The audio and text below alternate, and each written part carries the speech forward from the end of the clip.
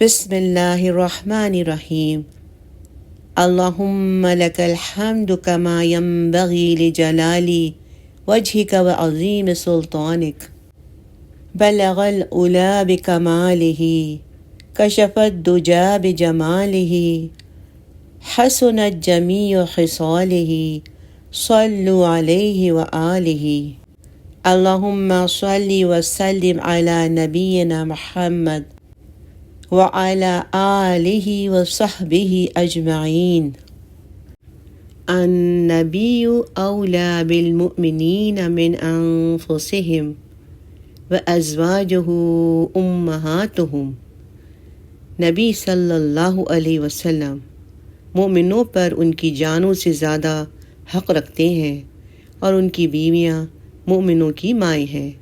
سورہ الاحزاب آیہ نمبر 6۔ انسان کی زندگی میں مختلف ادوار آتے رہتے ہیں، کبھی دکھ کبھی سکھ۔ سیدہ خدیجہ رضی اللہ عنہا کو بھی ان مراحل سے گزرنا پڑا۔ یکے بعد دیگرے 4 بیٹیوں کی پیدائش کے بعد ان کے آنگن میں ایک اور پھول کھلا۔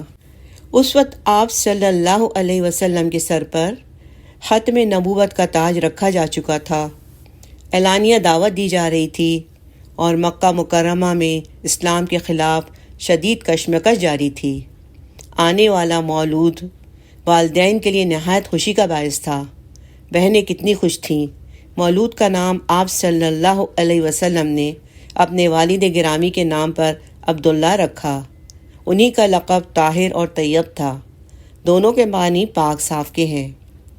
کچھ ہی عرصہ گزرا کہ اس پھول کو اللہ تعالیٰ نے اپنی آغوش رحمت میں لے لیا۔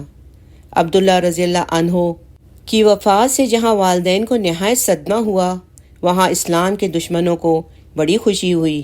ان کے گھروں میں گھی کے چراغ جلے، وہ خوشی کے شادیانے بجانے اور تالیاں پیٹنے لگے۔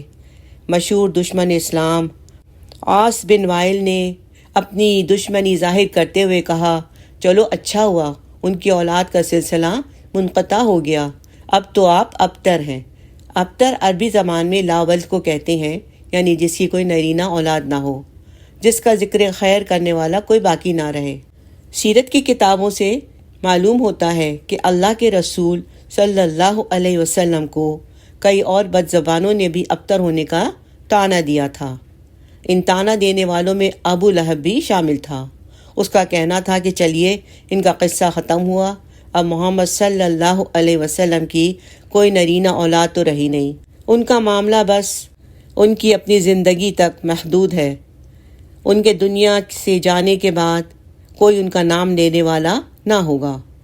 بیٹے کی وفات کا صدمہ اور اوپر سے دشمنوں کے طعنے، یقیناً اللہ کے رسول صلی اللہ علیہ وسلم اور سیدہ خدیجہ رضی اللہ عنہا کے صدمے میں اور اضافہ ہوا۔ مگر آدمی کا مقام اور منصب جتنا بڑا ہوتا ہے، اتنی ہی اس کی آزمائش بھی زیادہ ہوتی ہے۔ اللہ رب العزت نے ان مشرکین کے طعنوں کے جواب میں سورۃ الکوثر نازل فرمائی اور ارشاد فرمایا، بسم اللہ الرحمن الرحیم، اِنَّا أَعْطَيْنَاكَ الْكَوْثَرَ فَصَلِّ لِرَبِّكَ وَانْحَرْ إِنَّ شَانِئَكَ هُوَ الْأَبْتَرُ۔ بلا شبہ ہم نے آپ کو کوثر عطا کی ہے، آپ اپنے رب کے لیے نماز ادا کیجیے اور قربانی کیجیے، بلا شبہ آپ کا دشمن ہی جڑ کٹا ہے۔ اللہ رب العزت نے اس سورت کو نازل فرما کر خود اپنے نبی اور ان کے اہل خانہ کو حوصلہ دیا، ان کے دلوں پہ مرہم رکھا اور کہا کہ آپ کو تو ہم نے خیر کثیر عطا کیا ہے، یہ جو طعنے دینے والے ہیں یہ خود جڑ کٹے ہیں۔ چنانچہ یہ طعنے دینے والے سب کافر قتل ہوئے اور بدر کے گندے کنویں میں پھینک دیے گئے، جبکہ اللہ کے رسول صلی اللہ علیہ وسلم کا تذکرہ، ان کی شان اور رفعت و بلندی قیامت تک قائم ہے۔ سیدہ خدیجہ رضی اللہ عنہا کے لیے بلا شبہ اپنے بیٹے کی وفات کا صدمہ بہت بڑا تھا، مگر ہمیشہ سے صبر اور شکر کرنے والی اس عظیم خاتون نے کلمہ شکر اور خیر ہی ادا کیا۔ جب مسلمانوں پر مکہ مکرمہ میں عرصہ حیات تنگ کر دیا گیا تو اللہ کے رسول صلی اللہ علیہ وسلم نے اپنے ساتھیوں کو حبشہ یعنی ایتھوپیا کی سرزمین کی طرف ہجرت کرنے کا مشورہ دیا۔ ارشاد ہوا، اگر تم حبشہ چلے جاؤ تو وہاں ایک ایسا نیک حاکم ہے جس کی سلطنت میں کسی پر ظلم نہیں کیا جاتا۔ جب ہجرت شروع ہوئی اور آپ صلی اللہ علیہ وسلم اور آپ کے اہل خانہ نے صحابہ کو بے گھر ہوتے دیکھا تو آپ غم اور ملال کی تصویر بن گئے۔ پھر ایک دن ایسا بھی آیا جب سیدہ خدیجہ رضی اللہ عنہا اپنی بیٹی سیدہ رقیہ رضی اللہ عنہا اور اپنے داماد سیدنا عثمان بن عفان رضی اللہ عنہ کو الوداع کہہ رہی تھیں۔ جب بیٹی اور داماد رجب 590 میں حبشہ پہنچے تو انہوں نے سکون کا سانس لیا۔ انہیں آزادی سے رب تعالیٰ کی عبادت کا موقع ملا اور امن اور سکون سے زندگی بسر کرنے لگے۔ سیدہ رقیہ رضی اللہ عنہا کی عمر اس وقت زیادہ نہ تھی۔ یہ ہجرت سیدہ خدیجہ رضی اللہ عنہا کے لیے ایک آزمائش تھی۔ ایک ماں کو اپنی بیٹی کی جدائی کا غم سہنا پڑا۔ نبوت کا 7واں سال تھا۔ قریش کی اسلام کو پھیلنے سے روکنے کی تمام کوششیں ناکام ہو چکی تھیں۔ اس دین کو روکنے کی جتنی کوشش کی گئی اتنا ہی وہ پھیلتا چلا گیا۔ سیدنا حمزہ اور سیدنا عمر بن خطاب رضی اللہ عنہما کا اسلام قبول کرنا کوئی معمولی واقعہ نہ تھا۔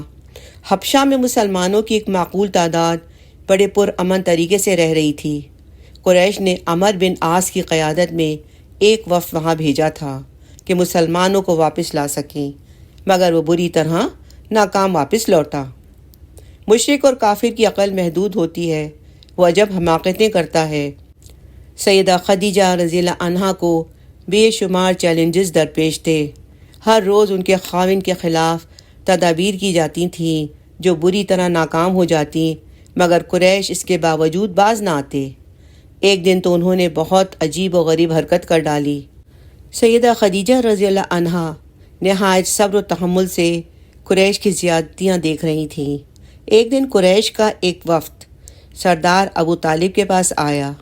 ان کے ہمراہ عمارہ بن ولید تھا جو مشہور صحابی خالد بن ولید رضی اللہ عنہ کا بھائی تھا۔ وہ نہایت حسین و جمیل، وجیح اور گوڑا چٹا تھا۔ پورے مکہ میں اس جیسا خوبصورت لڑکا کوئی نہ تھا۔ وفد نے سردار ابو طالب سے کہا، سردار دیکھیے، ہم عمارہ کو لے کر آئے ہیں۔ قریش کا سب سے خوبصورت اور بانکا جوان ہے۔ ہم عمارہ کو آپ کو دے دیتے ہیں۔ اس کی دیت اور نصرت کے آپ حقدار ہوں گے۔ آپ اسے اپنا بیٹا بنا لیں اور اس کے بدلے میں اپنے بھتیجے محمد صلی اللہ علیہ وسلم کو ہمارے سپرد کر دیں۔ اس نے آپ کے باپ دادا کے دین کی مخالفت کی ہے۔ اس ناقابل معافی جرم کی سزا یہ ہوگی کہ ہم اسے قتل کر دیں گے۔ آپ کو تو بیٹے کی ضرورت ہے، ہم عمارہ کو اس کے بدلے آپ کے حوالے کر رہے ہیں۔ آج سے یہ آپ کا بیٹا ہوگا۔ بوڑھے سردار ابو طالب کی رگوں میں ہاشمی خون کھولنے لگا۔ انہوں نے وفد کو بڑی حقارت کی نگاہ سے دیکھا اور گویا ہوئے، افسوس، کتنا برا اور غلط سودا کرنے کے لیے تم لوگ میرے پاس آئے ہو۔ اپنا بیٹا مجھے دے رہے ہو کہ میں اس کو پال پوس کر جوان کروں اور اپنے بیٹے کو تمہارے حوالے کر دوں کہ تم اسے لے جا کے قتل کر دو۔ اور پھر سردار ابو طالب نے اپنی پوری توانائیاں سمیٹتے ہوئے انہیں اپنا فیصلہ سنایا، جاؤ میری نگاہوں سے دور ہو جاؤ، ایسا کبھی نہیں ہو سکتا۔ مطعم بن عدی جیسا شخص جو بڑا معتدل مزاج تھا وہ بھی وفد میں شامل تھا۔ اس نے اپنی رائے دے ڈالی، ابو طالب، تم سے تمہاری قوم نے انصاف کی بات کی تھی، لگتا ہے کہ تم قریش کی کوئی بات قبول کرنے کے لیے تیار نہیں ہو۔ سردار ابو طالب نے مطعم کو ترکی بترکی جواب دیا، مطعم، تم نے مجھ سے انصاف کی بات نہیں کی، تم بھی میرا ساتھ چھوڑ کر میرے مخالفین کی مدد کرنے پر تلے بیٹھے ہو۔ جاؤ، تمہیں جو کرنا ہے کر لو، مجھے تمہاری کوئی پرواہ نہیں۔ سردار ابو طالب نے وفد کو کھری کھری سنا کر واپس کر دیا، مگر سردار ابو طالب کی دور رس نگاہیں ایک آنے والے طوفان کو دیکھ رہی تھیں۔ وہ دیکھ رہے تھے کہ قریش ان کے بھتیجے کو قتل کرنے کا تہیہ کر چکے ہیں۔ ان حالات میں انہوں نے اپنی جد امجد عبد مناف کے 2 صاحبزادوں ہاشم اور مطلب سے وجود آنے والے خاندانوں کو جمع کیا اور انہیں دعوت دی کہ اب تک وہ اپنے بھتیجے کی حفاظت اور حمایت کا جو کام تنہا انجام دیتے رہے ہیں، اب وہ چاہتے ہیں کہ دونوں خاندان مل کر اسے انجام دیں۔ خاندان میں ابھی تک ادبی حمیت باقی تھی۔ ابو طالب کی اس بات کو ان دونوں خاندانوں کے سارے مسلم اور کافر افراد نے قبول کر لیا، البتہ کہ ابو طالب کا بھائی ابو لہب ایسا بدبخت تھا جس نے اسے منظور نہ کیا اور سارے خاندان سے الگ ہو کر مشرکین قریش سے جا ملا اور ان کا ساتھ دیا۔ مشرکین قریش کے لیے یہ بھی ایک بڑا دھچکا تھا۔ ان کی تمام سازشیں ناکام ہو رہی تھیں۔ اب قبیلہ بنو ہاشم اور بنو مطلب کے سارے مسلم اور غیر مسلم افراد نے ایک ہو کر نبی کریم صلی اللہ علیہ وسلم کی حفاظت کا عہد و پیمان کیا تو مشرکین چکرا کر رہ گئے۔ رضی اللہ عنہم ورضوا عنہ۔ اللہم صلی علی سیدنا محمد وعلی آل سیدنا محمد وعلی اصحاب سیدنا محمد وعلی انصار سیدنا محمد وعلی ازواج سیدنا محمد وعلی ذریت سیدنا محمد وسلم تسلیما کثیرا کثیرا۔